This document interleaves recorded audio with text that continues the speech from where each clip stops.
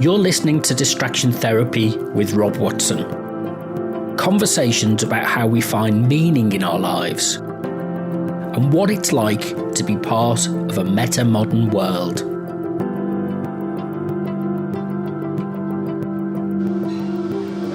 Hello, it is, let me just check the date, it's the 30th, Friday the 30th of December, and this is the last Distraction Therapy podcast for 2022, and I'm here with Ryan Clayton. Hello.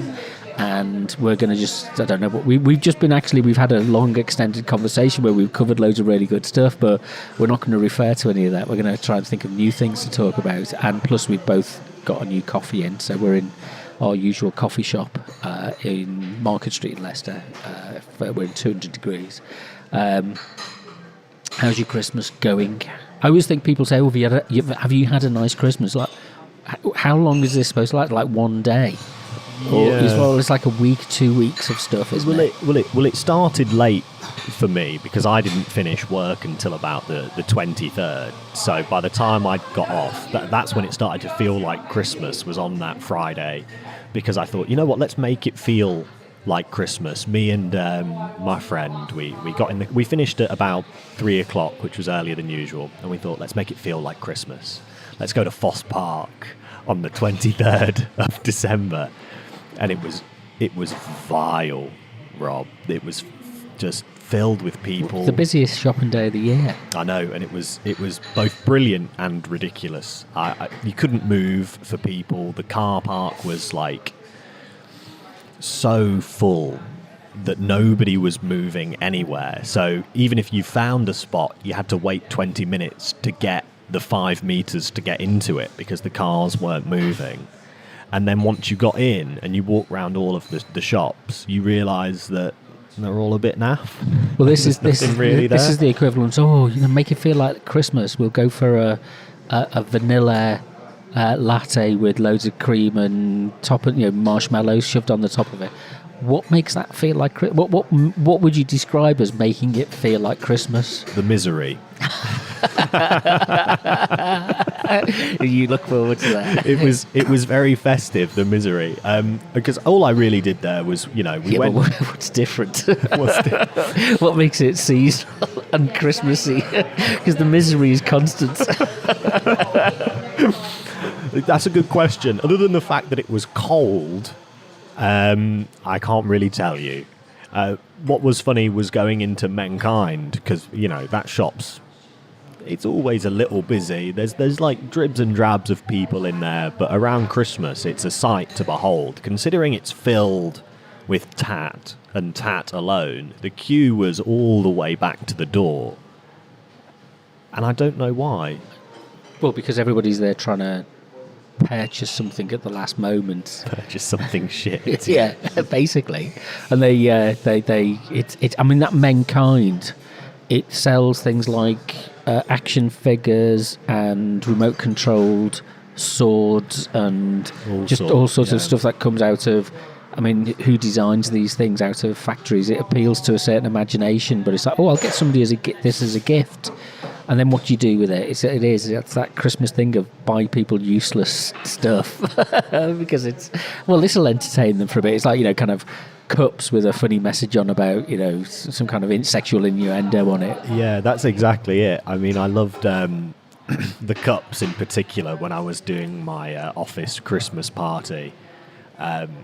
The amount of people that opened up their Secret Santa present to reveal a mug that had a somewhat offensive message on it. Yeah. Well, the worst thing was it's not that everybody's a bit too, they've got a bit of a stick up their arse, so none of them are particularly like funny or rude. They're just sort of, oh yeah, that's amusing. But it won't be when I'm drinking my coffee out of it for the second time and I see it and I'm like, oh yeah. Well, there'll be a bin somewhere with all these cups in them. Yeah. And it's like how you walk around city centres and shopping centres, and the shops are full of things which are just they're useless. It's like they're either there's a trend in the UK for card shops to be full of offensive messages, and it's like can't I just buy something? I usually make my own Christmas card, but I usually end up, and usually they are offensive. This year it wasn't for some reason, but you have to go to somewhere like John Lewis to find a tasteful card, because everywhere else is selling these kind of caricatures of, kind of pictures of laughing donkeys on them. That's the one that always annoys me. I was going to say I forgot to bring it up, but it warmed my heart, Rob, when your Christmas card came through my door. I didn't even realise you had my address, so it was kind of half, oh, that's sweet, and half, why has he got my address? This is... Well, because I've also got your date of birth, I've got your telephone number, I've got your email address, setting up companies and bank accounts and things. So I've got all of those details. So. This makes it sound like Rob's a stalker, but I assure you that made it make more sense to me. I was like, oh, he does actually. He does have all my personal information. That's correct. Yeah. It was nice. But I mean, to be fair, I'm never really that. But I got a few Christmas cards this year. One from my granddad. One from you, and one from somebody I barely know, and it's always the same. I look at it and open it. That's really nice. It's from Rob. That's really lovely. It stays on my desk for about a day, and then it goes in the recycling. Yeah, and then. But I don't know. That's what cards are for, really. Is it? Well, I mean, maybe a bit longer than a day, but it's like, it touched me for that. Well, I've always tried to make my own Christmas cards, and now some years I'm more inspired than others. And I like the idea of sending something, and I'm rubbish, really, really bad at putting a message inside them. You want to say something pithy. And maybe somebody might have collected my Christmas cards over the years, that kind of thing, and there'll be a box of them with 30 years' worth of Rob's half-assed Christmas cards in there. However, I just think it's something nice that, it's the gesture. It's like when I go away on holiday, sending postcards. Yeah, it's a nice thing to receive. It's a nice little ritual. And it's also quite expensive. First class stamps are like £1 now. Bloody hell, when did that?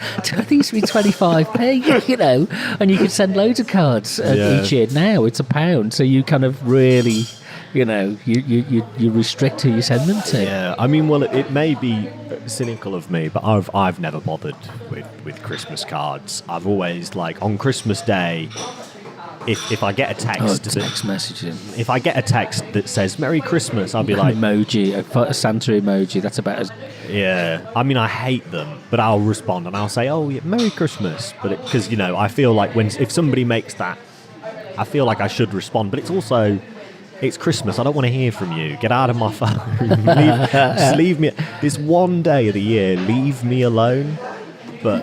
Yeah, and there's plenty of days before then to send people messages. I don't know. I think, is it a case of, I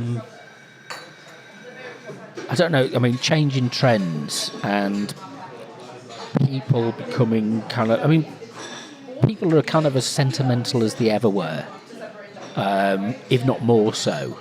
But it's like, well, you don't need to do the work anymore, so you just send a series of text messages. And it's like, well, I can get text messages from people anytime, but when do you get a card or a postcard off somebody? It's kind of like has a different level of effort that's put into it, I suppose. That's how I view it, but whether it comes across like that, I don't know. So no, I just care a little bit more. Rob, you're better than a lot of people, I would say. Yeah, I think that's what I'm trying to say. I'm virtue signaling, basically. But no, I think from my point of view, receiving a card it is a bit special. It is a bit nice. Like when I opened it, I was like, "Oh, Rob sent me." It was because it was unexpected as well. I was like, "Oh, Rob sent me a Christmas card." I wasn't even sure Rob liked Christmas. That's nice. But I'm not sure I like Christmas. Yuletide. I looked up. I was looking up the spelling of Yuletide just to make sure I get it right, because inevitably I spell these things wrong. And Yuletide predates the Christian celebration of Christmas. Yeah. So I thought, okay, well, this is a Yuletide message.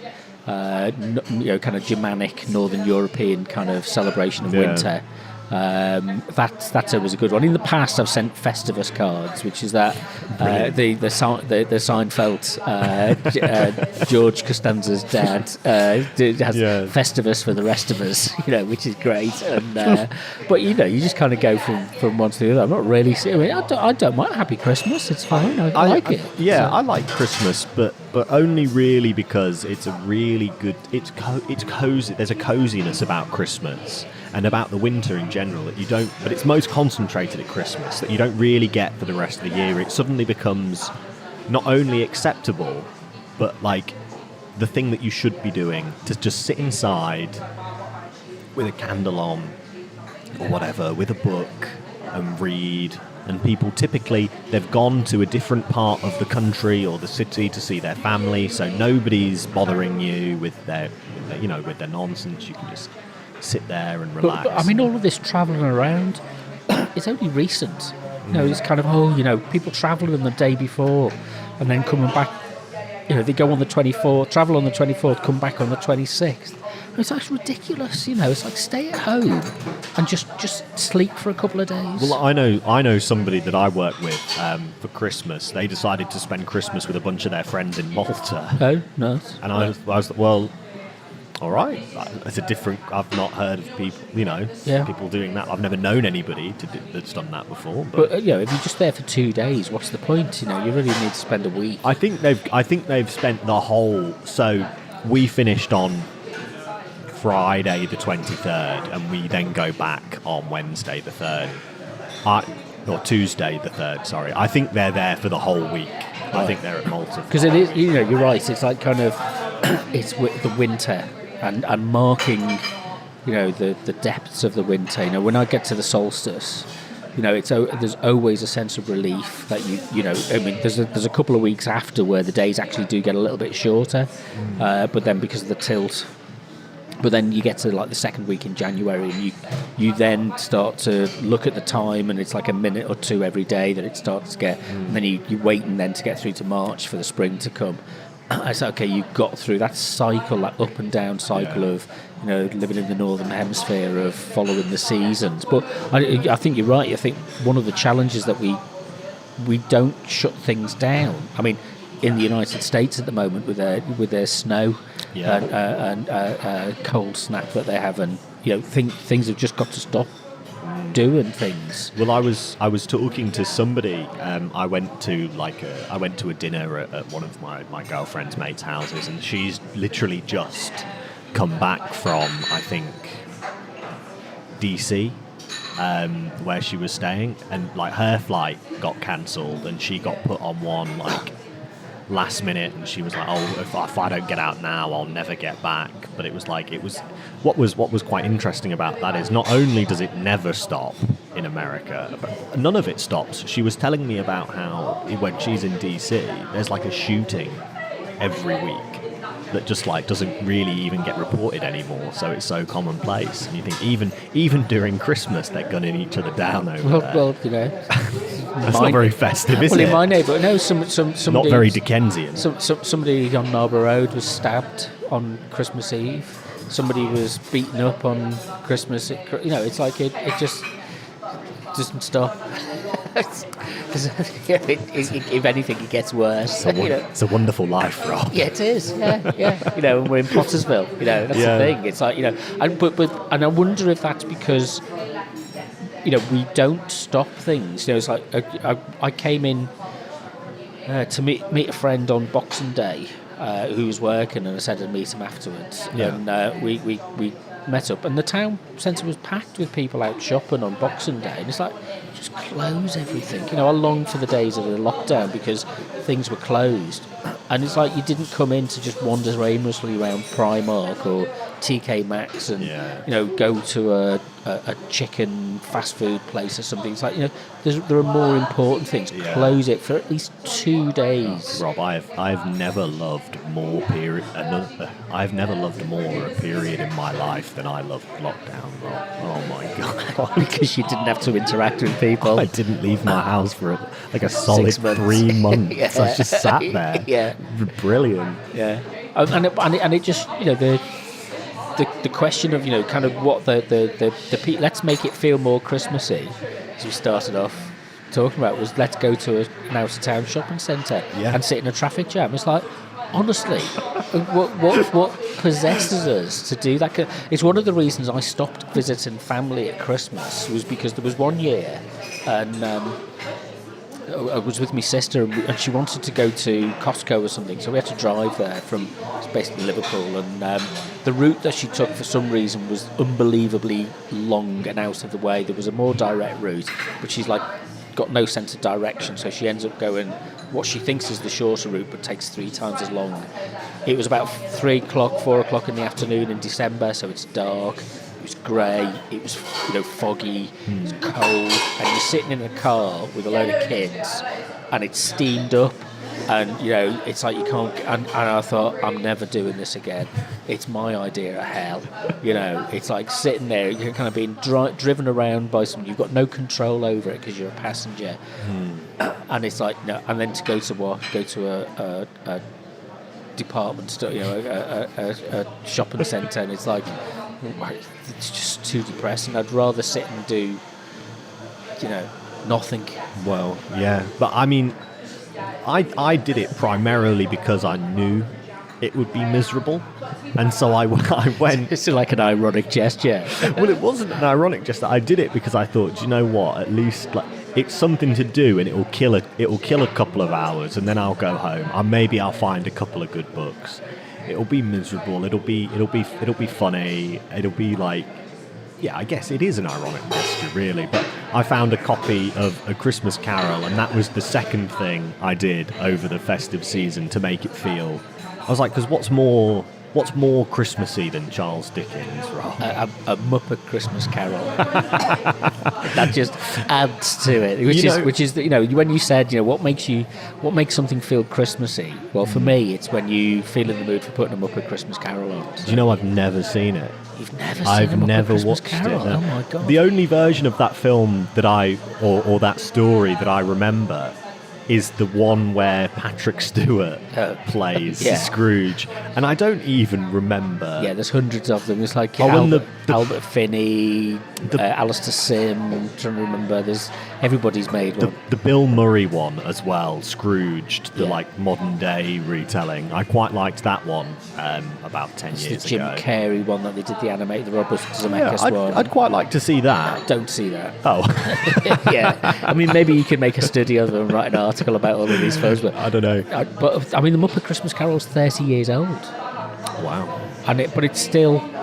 We were watching Addams Family, the Barry Sonnenfeld version, and we were still laughing. There's a couple of films from that period which are still funny, and I think Muppet Christmas Carol is still a good film. Well, what was interesting? I'll have to watch that because I never really liked A Christmas Carol as a story. Maybe it was all of the adaptations and stuff that I'd seen, but I remember being very unmoved by them. The plight of Tiny Tim. Yeah, fuck Tiny Tim. Sorry, probably shouldn't swear on this thing, but no, forget Tiny Tim. But then I read the book, and it was by the end of it I was weeping, Rob. It was one of the most beautiful things I had ever read. I don't know specifically what it was, but there was a moment when he's visited by the third ghost and he's being seen, the aftermath of his death and how little it even affects people, and how when it does affect people, more often than not, it's pictures of joy, or, there's that one family that it's like, they're not really worried about the fact that he's dead. It's more so, oh my God, what's going to happen to our debt that we had to him? Who's it going to be passed on to? Oh, at least they won't be as horrible as Scrooge. Maybe we can get an extension. Yeah. And then, it all plays out. And you've got the burglars that have burgled his deathbed and the curtains off of it and stuff. And then there's a moment in that where, because you know it's him, that it's bound to be him, when I just start crying. I think especially after the first ghost visits him and you get all of those vignettes of his past and what's led up to this moment to make him the man that he is. I remember feeling very there's one where he's a school kid and they're all out playing and he's sat there reading, and all of these literary characters are walking across the window to show that he's like so in his mind and in these books and isolated from everybody else, and it feels almost inevitable that he would end up like that, the Scrooge figure that has almost become like archetypal by the end of it. And then to have him redeemed at the end when he's then like, he wakes up and says, oh, thank God, there's still time. Like, he doesn't want to die alone. He doesn't want to have such a negative impact on the world and the people around him. He finally sees it and reconnects with everybody. And I'm just weeping. I suppose the message is that you've got to see some value in your fellow human beings. Yeah. And if you don't see that, if you're disconnected from that, the value of people, you know, we live in a very cruel world. You know, the people who design out-of-town shopping centres are quite cruel because they're playing on people's. You know, it literally is the same. You know, it's the money collectors. It's harvest time for the money collectors. You know, it's Christmas is that period of it's hyper commercialism. It's, can we sell as much tat to people as possible and forget about the value of it, forget about the sentiment of it. You know, and it's become so industrialized and it loses its symbolic importance.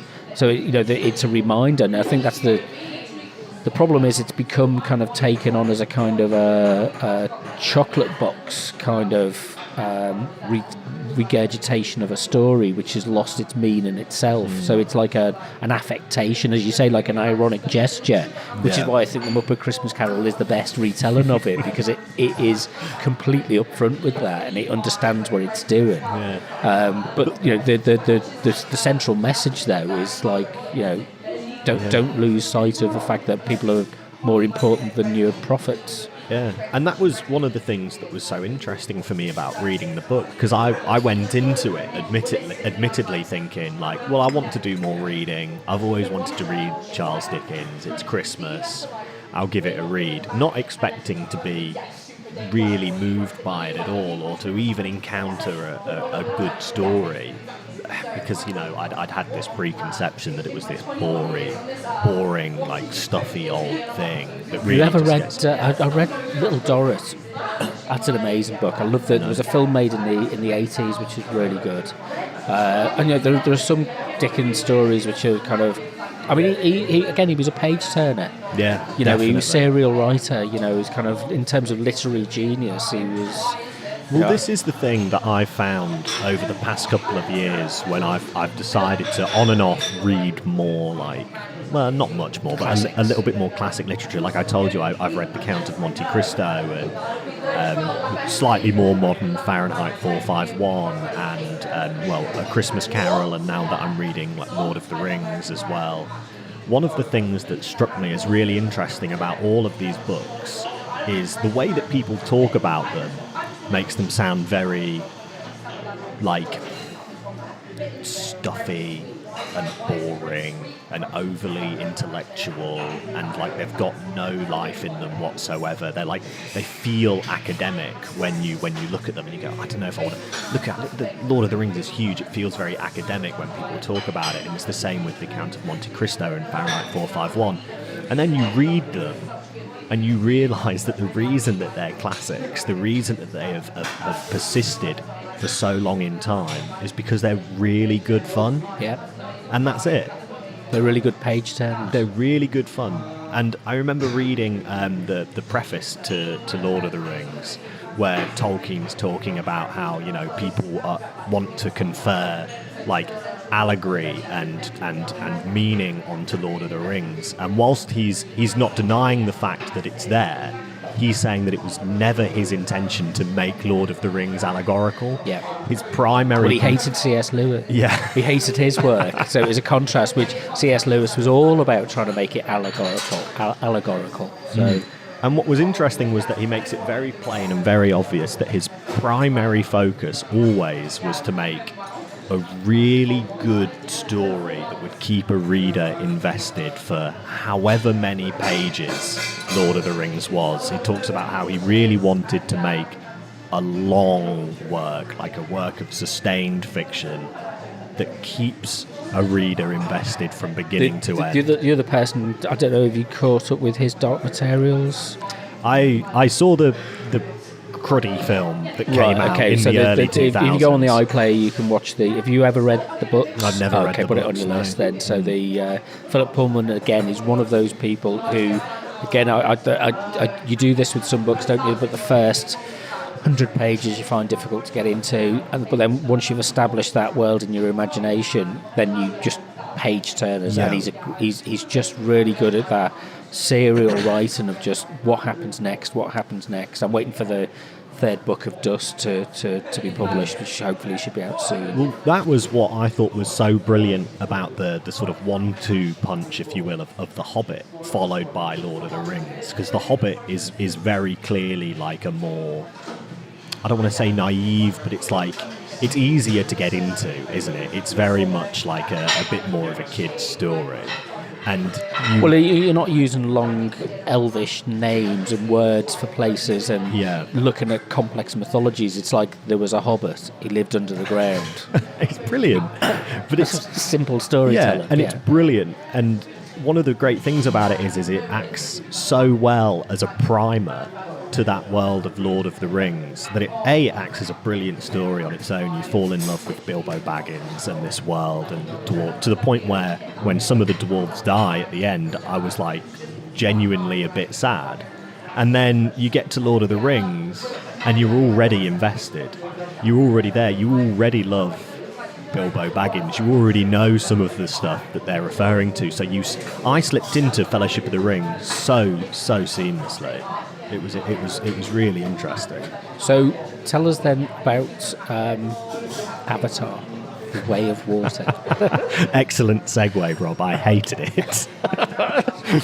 I thought it was boring and unnecessary, and I genuinely I don't mind long films, right? I'm going to get that out of the way. This isn't like a vendetta I have against sitting down and watching like a 3-hour-long movie. Like, I remember sitting down at university with my friend to watch Satan Tango by Bella Tarr, which was like 8 hours long, right? And we loved it. It was brilliant. There was no fat on that film whatsoever. Incredible. But the story that Avatar 2 is trying to tell is so slight that I don't even know why it wasn't 30 minutes of a TV show or a short film that then led into whatever story James Cameron wants to tell. Because it is essentially a story of revenge, following on from the first Avatar, and I'm going to spoil it because I really don't care. But so what happens is, you know, the main bad guy's consciousness gets put into this avatar, and he then goes out to seek revenge on Jake Sully because he killed him and all his family because he's sadistic. It's like he's haunted by a ghost. Exactly. And it takes 3.5 hours to get there, but then eventually they have a fight.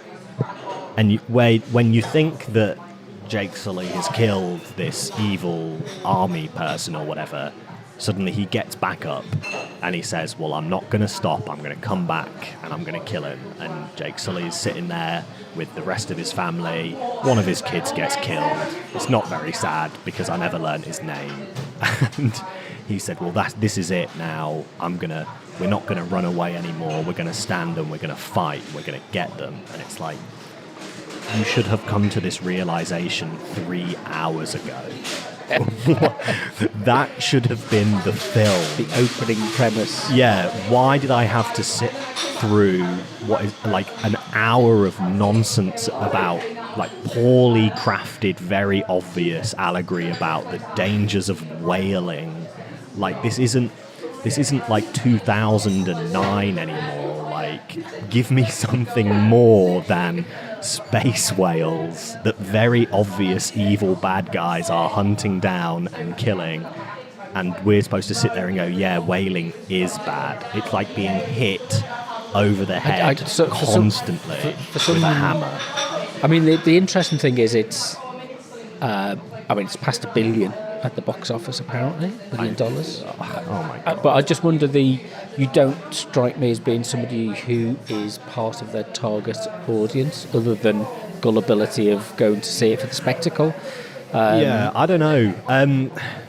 Because I remember talking to a couple of my friends, and I'd heard like, one of my friends who I work with said like, oh, you know what? I didn't want to go see it, but it was really good. I quite liked it. The end fight was a little bit long, but I liked it. Yeah. She's an idiot, right? no, There are no redeeming qualities. No, do you know what? No, awful. My brother, who, to be fair, is an idiot, but he'd already watched it, and we went to see it on Christmas Eve. He saw it again. He saw it he loved it so much. He saw it a second time. So what was it he liked about it? I have no idea. Did you not ask him? I didn't, because do you know what? By which point you'd given up. I was so filled with bile and rage and vitriol at the end of having to sit through that movie that I just So what insulted your intelligence to reach that point? I'm not even sure that it was just boring. It was the fact that it's like nobody had told James Cameron no. It's 3 hours of exposition. It's what it felt like. It's 3 hours of setting up the third film. Right. Well, I'm not going to go see the third film now because honestly, what are they going to do? They're going to have another fight somewhere else on that moon. There's an interesting thing. I've been watching videos on YouTube just because my concentration span has kind of departed me. And a lot of it is about the way that the Star Wars narratives are being rejigged and redeveloped, and a lot of it's probably kind of clickbait stuff that just pops up as YouTube does. But it's interesting. I've been slowly working through the Clone Wars TV series that George Lucas did prior to departing when he sold it to Disney, and it goes down there's a route that I'm about halfway through in the third season, but there's a route where all of a sudden it introduces this mystical element to the narrative, which was abandoned by Disney. So the sequel films that Disney was supposed to produce, George Lucas's template had the narrative drive of that was a more mystical interpretation, exploring this idea of the Force as being actually generated by these what's the word I'm looking? Corporal beings called the Wills. So that's interesting because then in the prequel films that he made, it becomes more. Yeah. The Force becomes more scientific. Yeah. So was that supposed to be the plan? Yeah, it was part of his narrative structure of what he wanted to do. So he's introducing kind of witches, and it becomes a more fantastical kind of approach. And whereas the middle part that we see of the story in the original trilogy is much more about action and function, if you like, and it has these elements wrapped around it, but you don't really know what they are. This was to be an exploration of it in more the world beyond the world that we see, if you like, which is what Disney abandoned. But it's just the interesting thing that the narrative progressed from function to something beyond function. I'm trying to find the right words for it. It was just spectacle, wasn't it? Yeah. Whereas, and that seems the same track that Cameron is kind of I misunderstanding spectacle for somehow it being meaningful. Yeah, and it was. And you know what? The spectacle itself of that film, we get it. The special effects, mildly impressive. It's fine. The expressiveness on the characters' faces, brilliant. The way that you're able to render these massive environments, brilliant. But whereas I'm blown out every time I see Kermit the Frog, which is just a glove puppet. Exactly. Far more impressive. At the end of the day, like, who cares, right, if there's not something genuinely interesting backing it up? I don't want to sit... I could go play a video game that has, like, similar rendered graphics now at this point in time. I could go read a comic book illustrated by somebody with genuine artistic talent and flair. What do you think other people are seeing into this that you're not then? I don't know, to be honest. I think it's the one thing that I will say for it, despite all of its flaws, is it's well put together, at least. Even though I thought it was really boring.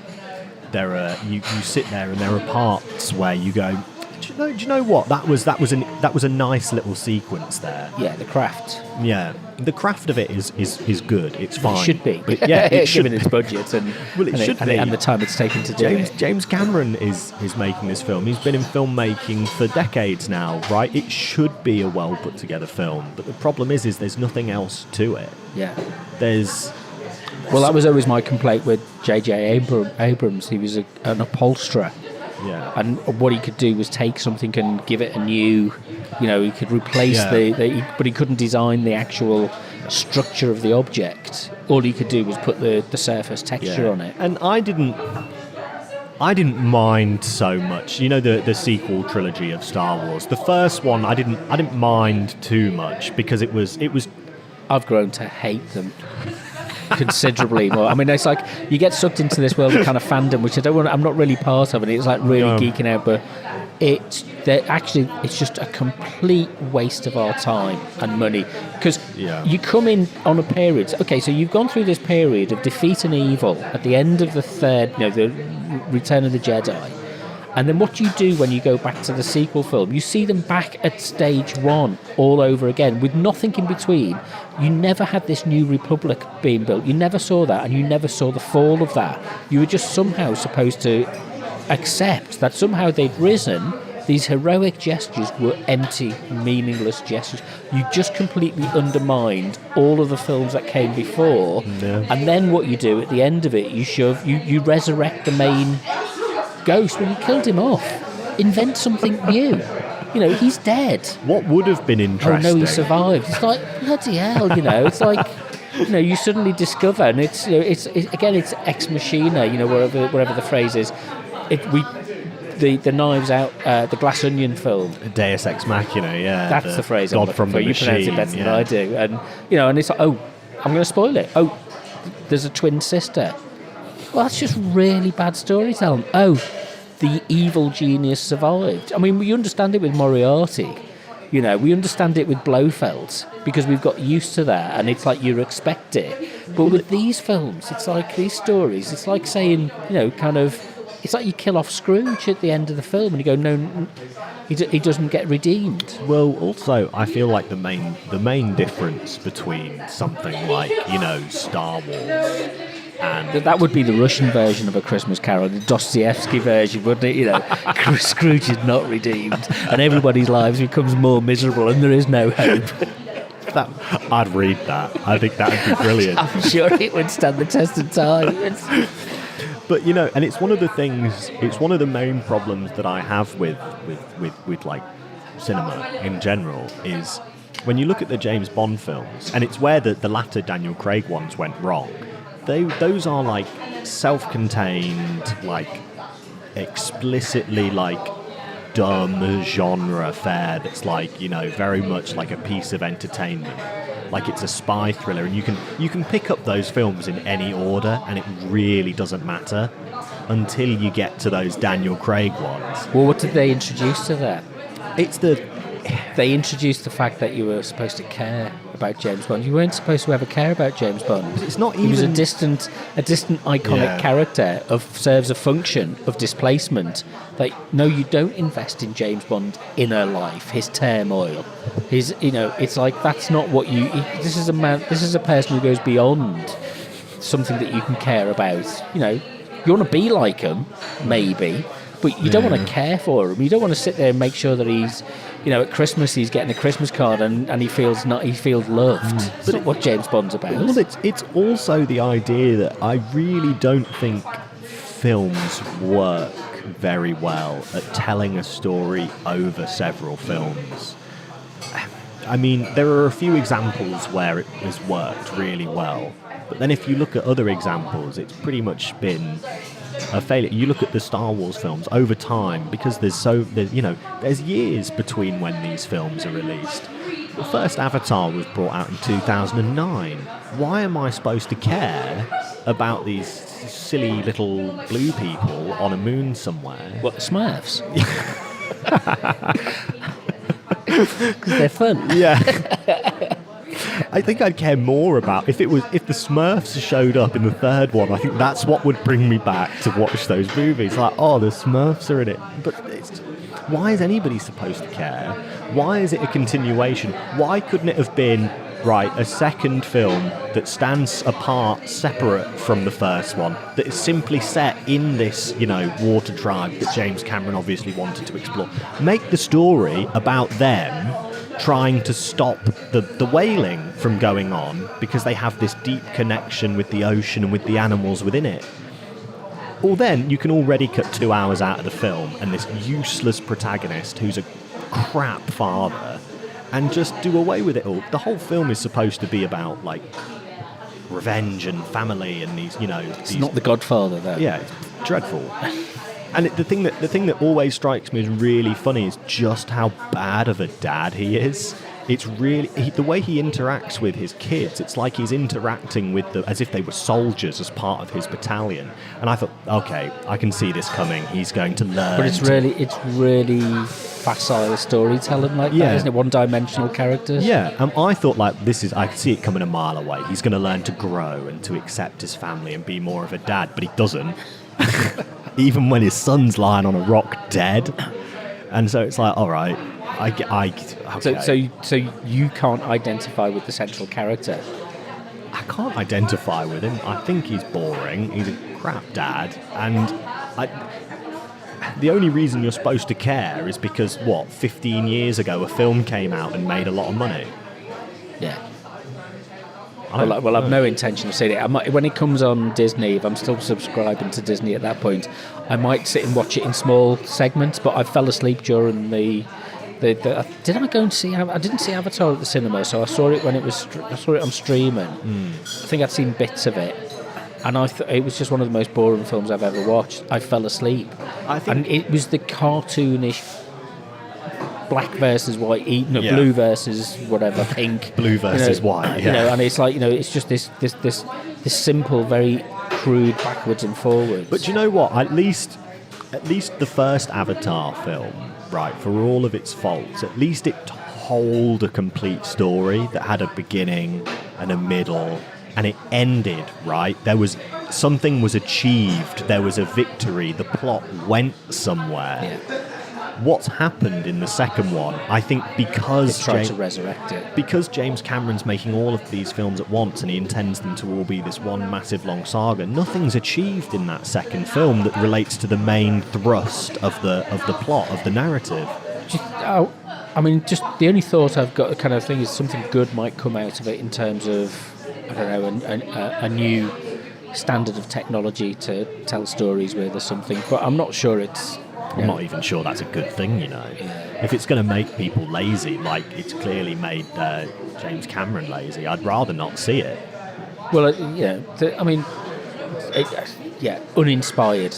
It's vastly uninspired, but I guess there's always been uninspired, artists and filmmakers that are in it for the money. Well, Hollywood is, that kind of commercial cinema is entirely about, the Hobbit trilogy compared to the Lord of the Rings trilogy was very much, it functions very well, but it's uninspired in terms of its core emotional resonance. Well, to be honest, I only ever saw the first Hobbit film, and I can't really remember much of it. And as far as the Lord of the Rings films go, I saw the first two and half of the third one. And then, because my friend made me sit down totally unprimed, knowing nothing about Lord of the Rings or the films, because he made me watch the extended editions, by the 2 hours through that third film, I was like, do you know what? I don't care if all of the good stuff is in the latter half of this movie. I no longer care. Yeah. And I gave up. And I said, one day I'll read the books, because this seems like something I could get very into. So recently I read The Hobbit. So Brilliant. The hook that you get from literature then, which you are not finding in films, what's that hook that you find in that is... I think at the moment I just haven't... It's not that I'm necessarily more drawn to books or as a... But you seem to be finding them more satisfying than... I think it's because I've been watching bad films recently. It's difficult, because I spent a lot of... I spent a lot of time when I was at university, and then when I was doing my masters, and after that I was really into film, and I spent a lot of time watching a ton of really good films, and I still really loves cinema, like new and old. Like earlier we mentioned Pinocchio. For the flaws that it had, for one, the guy that the kid that they got to the play Del Toro Pinocchio, was a great film, and I loved it. I couldn't get enough of that film. But then you go and see something like Avatar, and it's just like, do you know, why don't I just... Because I've not spent a lot of time reading like classic literature that's supposed to be brilliant. Like I've explored film a lot. I've explored and continue to explore like comics, because that's like my like medium of choice, if you will. But like I've sat down and I've read the odd book, but I want to. I think this. I want to explore that more. It's important because there's a phrase that kind of popped into my head before Christmas when I was thinking about some other stuff, which is symbolic resonance. I don't know what that means. It's just a phrase that I kind of maybe trying to explore a little bit. Is you can have the simplest thing. For example, we are sitting next to a plastic Christmas tree, and it's got coffee cups on it, and it's like kind of, but it's not very good, but it's kind of got some. It still has. It's a symbol of something which still resonates in some way, despite the fact that it's actually a fairly crappy example of a Christmas tree. There's not much thought and effort gone into it. It's not well looked after. It doesn't occupy it's just there as a kind of an empty gesture in a way. And that often describes the filmmaking that you're trying to describe, whereas the books that you may be tuning into has that something is different about the way that it resonates symbolically. Because it's a bit, you approach into that in a different way. Maybe pushing past the kind of cynicism of the commercial, mercantile nature of popular cinema, kind of means that, when you go back and revisit things, and literature's a really great example of this, that has stood the test of time over generations, that people keep going back to and keep finding meaning in. And if you're looking at something, I don't find anything meaningful or virtuous about these characters depicted in this film.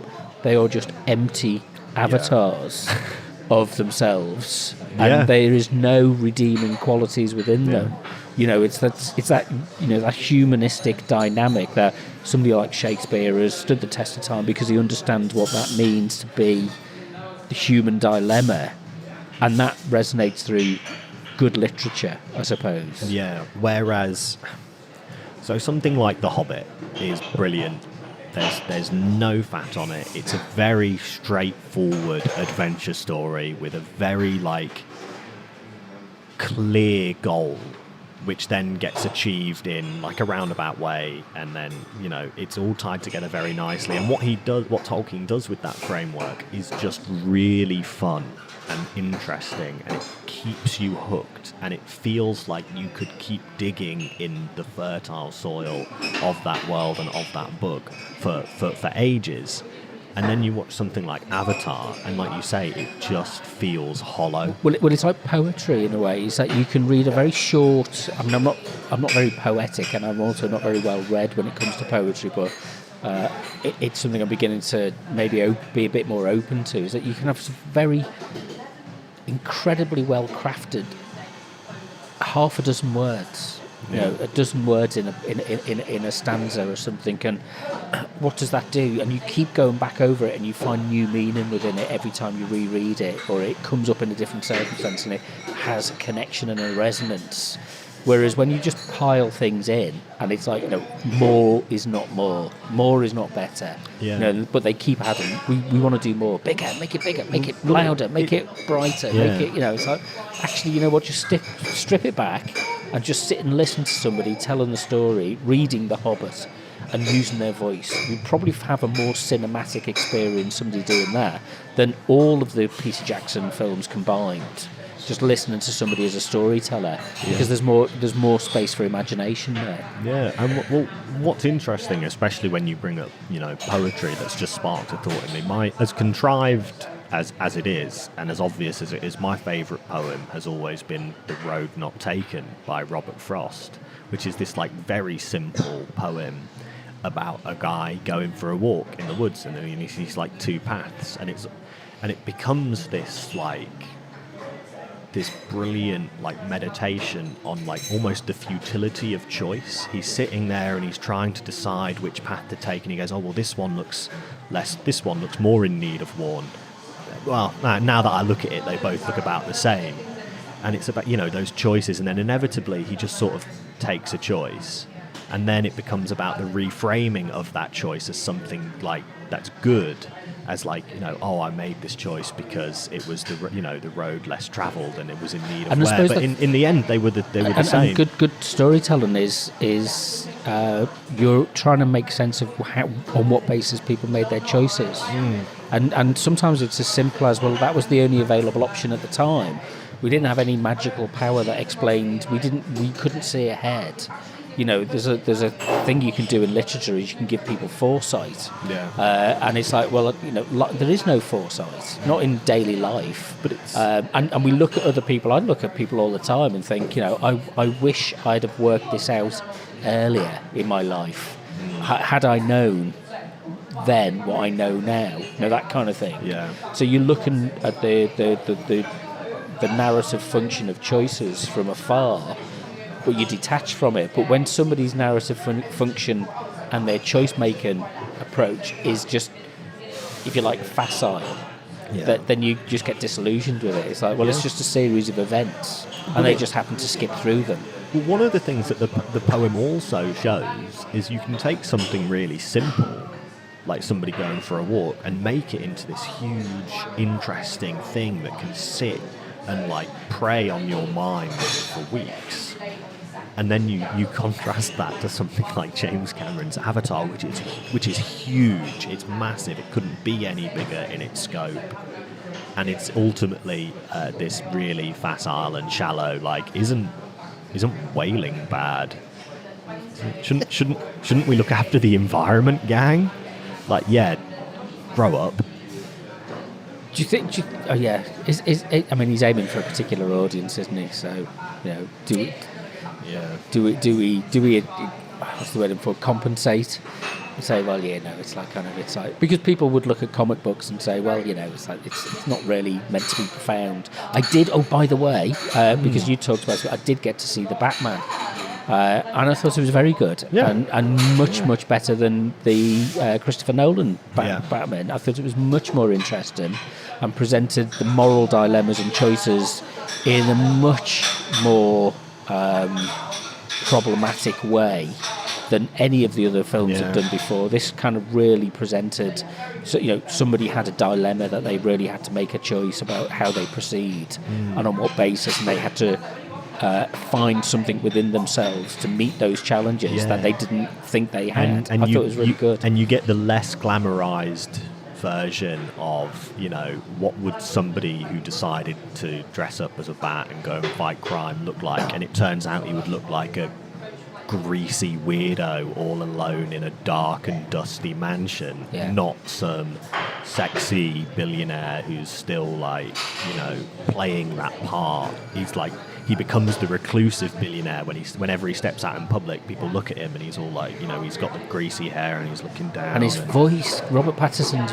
vocalisation was really interesting. It was like this whiny kind of, he wasn't sophisticated or confident in any way. It was the opposite of that. And he has this alter ego that turns into vengeance. And I thought that was much more interesting. So I kind of finally caught up with it. Yeah, but it's like, whenever you take like any like genre or like medium as a whole, like there will always be like really good examples and really like mercenary examples that aren't very good. So like you can look at, if your only experience of cinema was to be something like Avatar, it's like, oh, this is what it is, it's this huge like spectacle, you probably leave a little bit like, well, I'm not sure I'd go see any. And the same with like comic books. If you read something like, I don't know, the latest crappy Avengers comic that they're releasing at the moment, you'd probably think, well, this is naff, isn't it? And then you get people that come along and they take like the art of storytelling a bit more seriously, and you get things that come out that are really a bit more interesting. Like, I don't know, what's a contemporary like the other side of the coin to Avatar 2. What's come out recently that's been In really the cinema? good? Yeah. I've no idea. There was very little that comes in my, I mean, maybe there is, but we don't. Art cinema doesn't have the same. I tell you what, in terms of like as well, because it's like an incredibly big, it's like a spectacle film, was Nope. When that came out, the new Jordan Peele movie, that was really, really, really good. To the point where it used the fact that it was spectacle to comment on the nature of spectacle itself, and then the whole film, in almost like a kind of Ouroboros like way, is like eating its own tail, and it is this spectacle that comments on the nature and the damaging nature of spectacle, which then feeds into the spectacle more. I was kind of put off, but maybe it was the yeah, I was put off from saying I haven't seen it yet. It's like one of those ones where. Brilliant. All right, okay. It's really brilliant. Because it was filmed on IMAX, and I wonder, maybe I should have seen it at the cinema. But I mean, it was brilliant seeing it at the cinema. But I think you'd probably you'd get it if I did watch it Top Gun Maverick. I didn't see it. I'm not watching. It was on Paramount Plus. I've got Paramount, so I could watch Star Trek, and it was on there. Absolutely sick of military propaganda, Well, and I will not. Well, Tom Cruise propaganda as well. It's very. But there is a thing. I did see a video on YouTube, and I thought this would. Regardless of whether you think it's good for the storytelling process, but there's a video on YouTube that you can look at where Tom Cruise is doing a stunt in Norway, and it shows you the training that goes into it. And what he does is he rides down this on a motorbike, and he's on there's a platform, like those skiing things. The people ski down, the ski jumpers go off, and he's riding down this thing off the side of this thing. Lets go of the motorbike and parachutes down to the ground. And he does that 6 times in the one day so they can get the right shot. He does it because he's trained to do skydiving and he's trained to do motorcycle riding. And I have to say, fair credit to the guy that he's done this and he's pushed it to the point where, it's not a stuntman doing it. It's not a digital face being put on him. He's actually done this. I mean, other than the point of spectacle, I'm like kind of... wow, that is pretty incredible. Yeah. And to keep going back and doing it and improving it, it's like, wow. It's one of the things I quite like about Tom Cruise is that, because when you watch those films as well, especially in contrast to like the Marvel movies, which they're all shot in warehouses in Detroit or whatever, amongst like green, everything's green and they're all wearing like dots, and that's the whole film.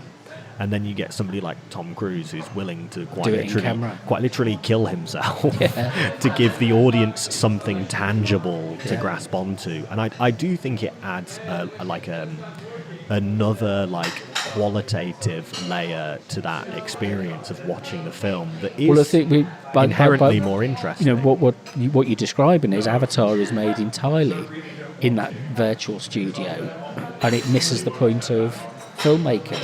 Somebody will come along and create the genre of storytelling, which comes through from electronic game and digital, entirely digital storytelling, animation, but it'll be in a new form. But it won't be from a filmmaking background. It'll be somebody else comes in.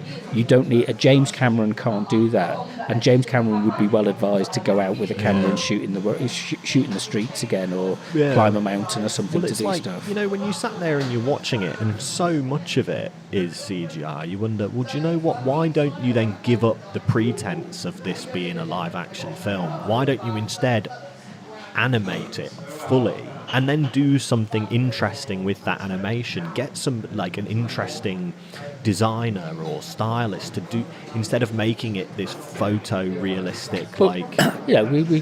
We've done that with the Del Toro version of Pinocchio. People who invest, it's like Tim Burton's Corpse Bride. We use stop motion animation, and they create something much more symbolically resonant.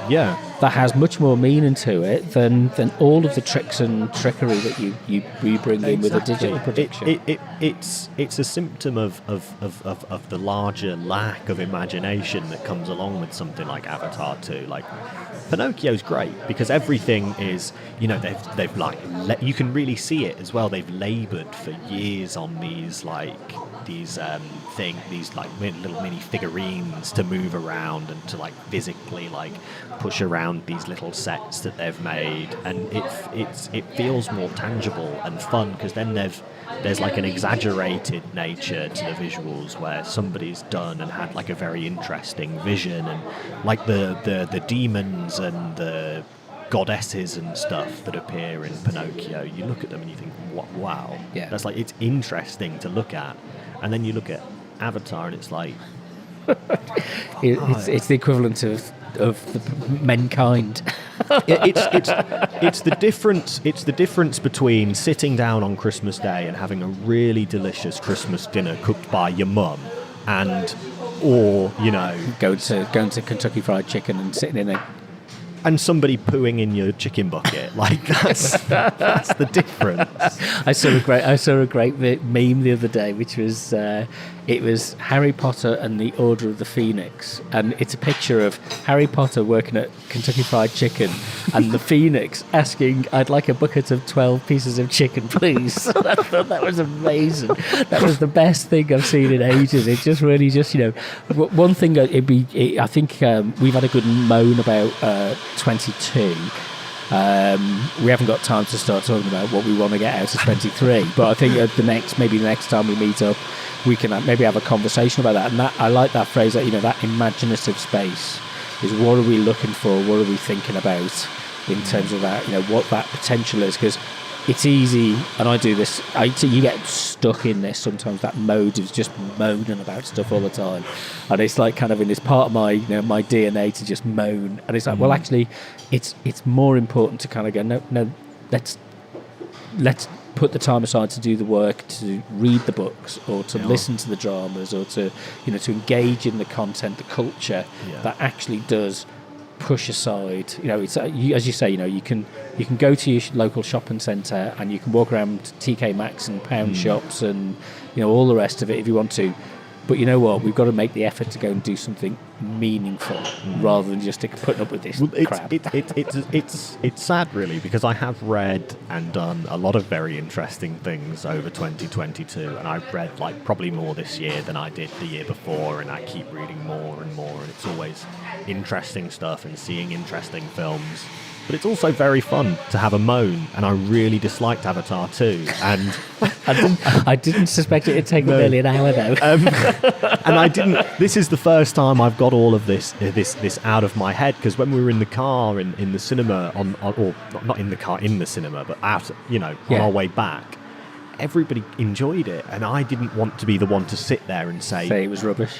What on earth are you talking yeah. about, you idiot? Like, I don't want to look to my mum and call her a dullard or something. Like, do you know what I mean? The whole family went and saw this 3.5 hour movie. I loved it, Rob.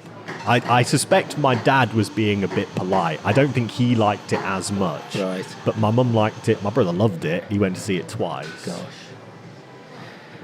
Well, on that note, so how can people get in contact with you? They can't. It's Christmas. Don't bother. Don't bother. No, I'm on. If they want to follow your moans and grumbles, then you're on Twitter. I am on Twitter at Clayton Comics with an X. Great. And the website for this podcast is robwatsonmedia.net. And you can contact me on Twitter and Instagram at RobWMedia. So hope you've had a lovely Christmas and you're going to have a wonderful New Year. I thought I'd try and be upbeat and sincere. And on a good note. And we'll meet up again to talk about things that we really think are going to be good for the coming year. And we'll be positive. We'll set ourselves some challenges, because there are some things that we're going to be working on, I hope, to move things forward. Okay, speak to you soon.